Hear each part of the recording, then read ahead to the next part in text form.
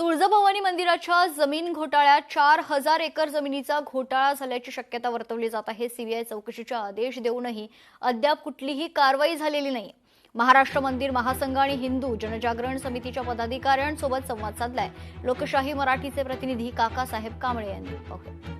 महाराष्ट्राची कुलस्वामिनी आई तुळजाभवानी मंदिर संस्थांच्या जमिनीचा मोठा घोटाळा झाला असल्याचा आरोप करत महाराष्ट्र मंदिर महासंघ गेल्या अनेक वर्षापासून लढा देत आहे। माझ्यासोबत आता मंदिर महासंघाचे पदाधिकारी आहेत। हा पत्रकार परिषद घेण्याचा हेतू असा आहे की माननीय मंत्र्यांनी जिल्हाधिकाऱ्याला आदेशित केलं की चौकशी समिती पुन्हा नव्याने चौकशी करा आणि अहवाल द्या।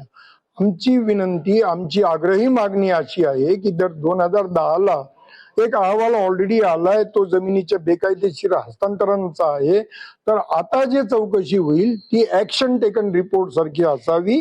त्यांनी डायरेक्ट ऍक्शन घ्यावी आणि जो अहवाल आला आहे त्याची सत्यता पटलेलीच आहे, सत्यता सिद्ध झालेली आहे, याचा जमिनीचा ताबा व मालकी हक्क मिळवावा हे आमचं म्हणणं आहे। तुळजापूर देवस्थानची 1668.14 हेक्टर म्हणजे 4122 एकर जमीन आहे आणि ही निजाम शासनाने दिली आणि त्यापैकी 1374 हेक्टर जमीन 4 मठांच्या नावाने म्हणजे जवळजवळ 3500 एकर जमीन ही 4 मठांकडे। आणि ही 4 मठांना जमीन का दिली तर देवीचा उत्सव चालावा, तिची पूजा चालावी, तिकडे दान धर्म चालावा, त्याची तिकडे काय अन्नछत्र ते चालावं, ह्यासाठी ह्या मठांना जमीन दिलेली आहे। पण आज त्या मठांकडे पण जमीन नाहीये, पण ती जमीन आहे कोणाची तर मंदिराची, आणि ती पण अतिक्रमणी झालेली आहे।